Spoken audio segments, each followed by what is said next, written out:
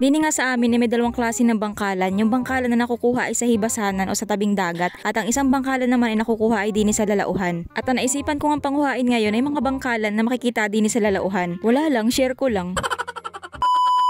So yun na nga for today's video ay naisipan ko nga pala manguha ng bangkalan at nabanggit ko nga pala sa inyo ng mga nakaraan kong vlog na merong dalawang klase ng bangkalan din sa amin at yung isa nga ay nakukuha ay sa hibasanan o sa batuhan at ito ang isa ay nakukuha lang ay din sa lalauhan o di kaya naman ay sa tabing ilog. Medyo madalang na nga lang pala talaga ang mga ganitong klase ng bangkalan dito sa amin kasi nga ito yung nabibili o pwede mong ibenta kasi nga yung isang klase ng bangkalan na hindi naman nabebenta yun at wala nga bumibili ng gayon. Hindi ko nga alam kung bakit ayaw nilang bilhin yun ay pareho lang din naman silang bangkalan. Ang pinagkaiba nga lang nila yung mga bangkalan na makukuha mo din sa lalauhan ay magaspang bagay yung kanilang shell kumpara doon sa makukuha mo sa dagat na makikinis yung kanilang shell. O diba sana all makinis. May mga nag-message nga pala sa akin at sinasabi na gusto daw nilang bumili sa akin ng bangkalan. Kahit daw mga 500 kilos, 200 kilos, tapos 50 daw ang kilo. Kaya nga lang ay yung ganitong klase ng bangkalan yung hinahanap nila at hindi nga yung bangkalan na nakukuha ko lagi sa tabing dagat. Ay iya, sayang naman kung yung bangkalan lang sana na nakukuha ko lagi sa hibasanan ang binibili ay talaga naman ay hatsagain ko talaga yun at napakarami doon sa hibasanan. Kaya naman ay yung klase ng bangkalan na makukuha sa hibasanan ay talaga napakarami doon sa hibasanan at wala nga pumapansin. Ako laang. Alam ko kasi yung pakiramdam na hindi pinapansin.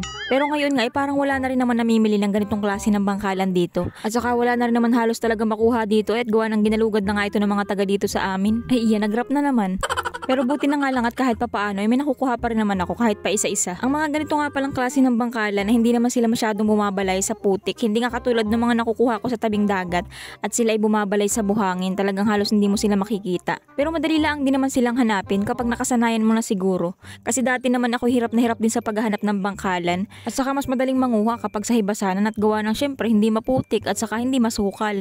Kaya nga lang ay wala tayong makikitang bangkalan doon na katulad nito. Hindi nga tulad dito sa lalauhan na yung mga klase ng bangkalan na makukuha mo isa hibasanan, may makukuha ka rin ganong klase ng bangkalan dito sa lalauhan. Medyo madalang nga lang dito yung mga ganong klase ng bangkalan kasi nga mga karamihan dito ay yung mga ganitong magagaspang ang shell. Pero sa ngayon nga ay mas marami pang ganitong bangkalan sa palaisdaan kaysa nga din sa lalauhan at gawa ng sa palaisdaan naman na hindi ka basta-basta makakalusok ay at gawa ng hindi naman ikaw may-ari ng palaisdaan.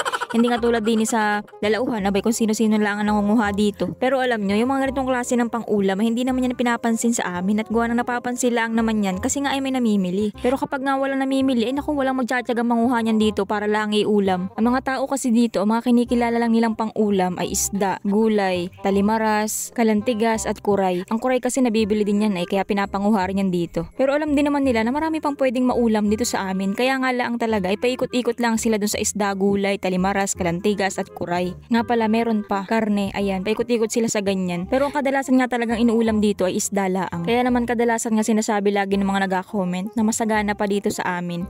Masagana pa yung laman dagat dito. Kasi nga wala talaga halos nangunguha niyan, hindi pinapansin. Pero kung may namimili yan, naku, ubos na yan. Bali nagtanggal na nga pala ako ng jacket at gawa ng yanong banas.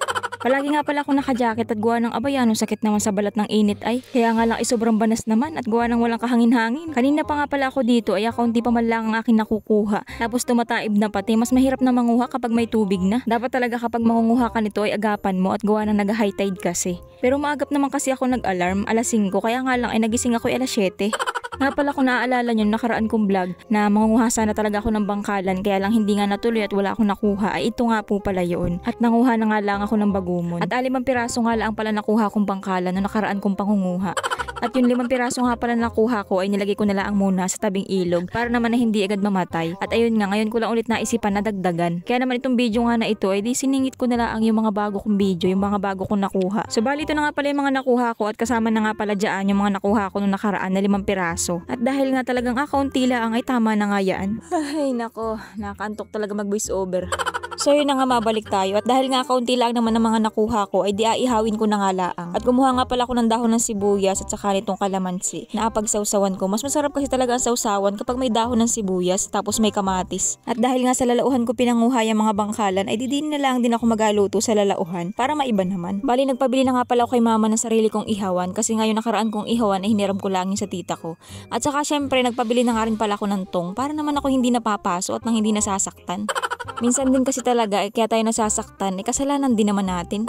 Kasama ko nga pala dyan si Abong kaya nga lang ay nandun siya sa buhanginan at nakahiga nga siya doon. Ayaw niya lumapit dito kasi nga maraming mga dolaruhan o yung mga tusok-tusok baga. Hindi siya makahiga. Habang naghahanap nga ako ng panggatong ay nakakita nga pala ako dito ng hanger at ito'y pwede pa. Kaya na may kinuha ko na nga. Marami talagang mga bagay-bagay na naano din sa tabing dagat. At yung maliit na sangkalan nga pala na ginagamit ko, yun ay napulot ko lang din dito. Naalala ko tuloy ng mga bata pa kami na palagi kami nandito ng mga kapatid ko at namumulot nga kami dito ng mga laruan. Lalo na kapag habagat at talaga namang napakarami mga napapadpad dito mga plastic at nangunguha nga rin kami nun at binebenta namin. Nakakatuwa at nakakamiss yung mga ganong kabataan ay ano yung mga simpleng bagay lang bagay masaya ka na. Samantalang ngayon ay meron ka na't lahat ay naghahanap ka pa ng iba. Hoy, iba yun. Pero hindi, sa totoo lang talaga, di ba nakakamiss yung mga ganong klase ng kabataan? Yung mga naglalaro ng trompo, saranggola, bangka-bangkaan, luksong baka, luksong tinik, tumbang preso. Tapos yung mga batang naghahabulan sa puno na kapag nalaglag, ayun, bukol. Tapos yung takatak, tayakad, nakakamiss makita yung mga gayon sa kabataan. Kaso nga ngayon, ang mga kabataan ay naku, wala ng ganon. Puro cellphone na laang. Masaya ako kahit papaano kasi naabutan ko yung ganong henerasyon. Alam nyo, parang habang tumatanda tayo, parang ang sarap balik-balikan ng mga ganong kabataan ay ano. Kaya naman nag-e-enjoy talaga ako sa pagbablog kasi nga parang bumabalik din ako sa nakaraan. Kasi nga sa totoo laang, itong mga ginagawa ko dito, ay hindi ko na masyadong ginagawa talaga yan. Kasi nga dati, ay nasa Laguna ako at nagtatrabaho. Nitong 2023 lang ulit ako nag-umpisang gawin ulit yan yung mga gawaing probinsya. Naisipan ko tong gawin kasi nga ako'y nakatambay lang dito sa probinsya at nag-resign nga ako kasi nga ay nagkaroon ako ng sakit. Tapos umuso naman yung mga reels na yan. Eh di nakiuso lang din naman ako.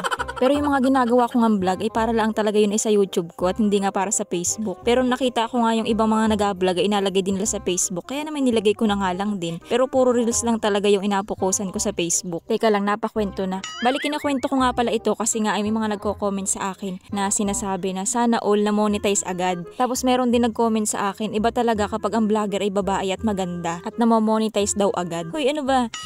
Lo, pilingon.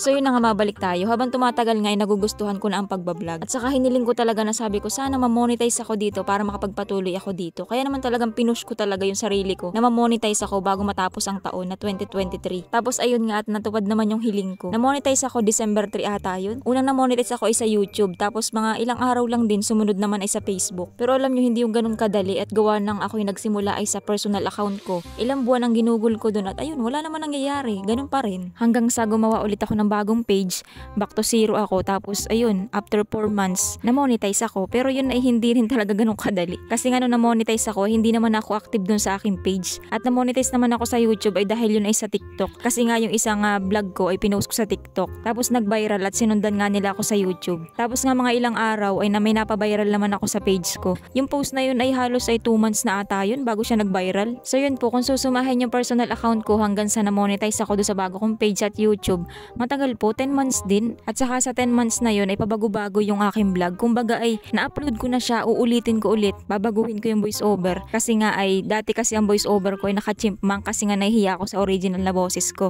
Tapos yung mga nagre-request na sa akin na gawin ko daw yung original na boses na lang. So bali, inulit-ulit ko po talaga yun. At nakailang upload na rin naman ako sa TikTok ng vlog ko pero hindi naman nila pinapansin. Pero nung binago ko nga yung boses ko, yung original na boses ang ginamit ko, ayun, doon nila ako napansin. Pero yung nakapansin sa akin, puro pambabash pa yun. Hindi nila ako nagustuhan.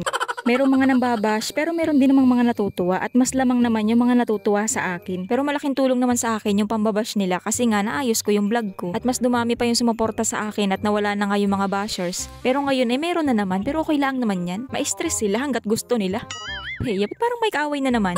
Pero ako po'y nagpapasalamat sa mga sumusuporta sa akin. Hindi ko man po kayo ma-replyan lahat gawa ng ako'y busy lagi sa paggagawa ng content at bihira lang talaga ako magkalkal ng mga comment. Pero salamat po sa inyo. Kaya po para doon sa mga nag-comment na gayon nga na ganun lang kadali, ay hindi po, lahat naman po talaga ipaghihirapan natin yan. Kumbaga ay tiyaga-tiyaga lang talaga. Kung hindi ka man ma-monetize ngayon, may bukas pa naman. Sa makalawa at magpakailanman.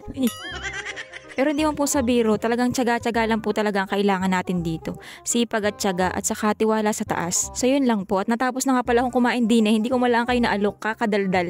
So yun, nangakain po tayo at bye-bye.